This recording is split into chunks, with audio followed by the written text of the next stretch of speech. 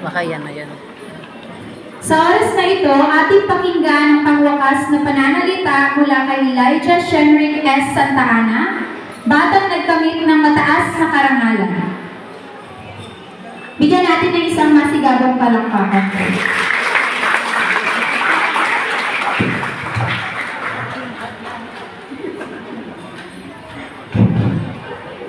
Ano upuan? Okay. Isang mapagpalang umaga po sa ating lahat. Maraming mga taon ang ating binuno upang makarating sa araw ng ating pagtatapos.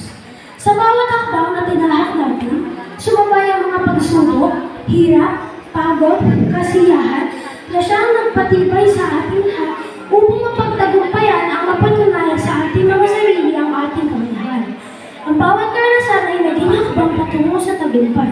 At sa bawat pagsubok, natutunan natin magsikap at saka at magtagumpay. Hinubog tayo ng ating mga magulang at guro upang maging handa sa masalimor at tatalo ng buhay.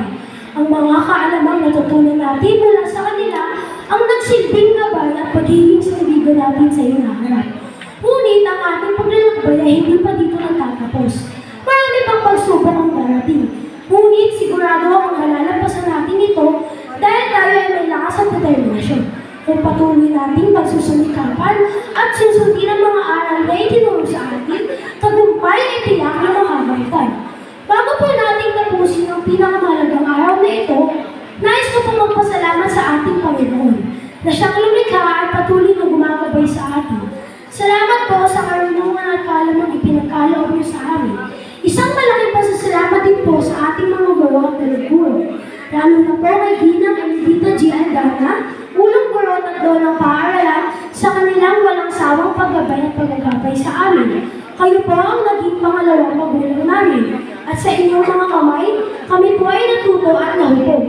Salamat po sa inyong sakripisyo, tiyaga, at pagmamahal. At syempre, isang malaking pasasalamat din po sa ating mga magulang na patuloy na nagsisikhay at nagsasakripisyo upang kami ay mapalaki ng maayos, mapag-aral at maging mabubuting tao. Sa mga kapwa ko nagsipagtapos, ito na po ang simula. Huwag po tayong tumigil sa pag-aaral at patuloy po natin isapuso ang mga aral na natutunan. Ang mga ito ang magsisilbing pundasyon natin sa ating mga pangarap at tagumpay. Ang araw na ito ay hindi lamang araw ng ating pagtatapos, kundi simula ng panibagong yugto sa ating buhay. Baunin po natin ang mga kaalaman at karanasang itinuro sa atin ng ating mga guro. Ang mga ito po ang ating magiging sandata sa habang ng buhay. Gayon din, isa-isip at isa-puso natin ang mga pangaral ng ating mga magulang dahil sila ang ating gabay at lakas. At higit sa lahat, patuloy po tayong magtiwala sa Diyos na may Diyos tayong masasagalan sa lahat ng oras. Huwag po tayong matakot at magsawang mangarap. Sa ngalan ng lahat ng nagsipagtapos sa grade 6 at sa buong pamunuan ng paaralang elementary na progressive, maligayang pagtatapos po sa ating lahat. Salamat po.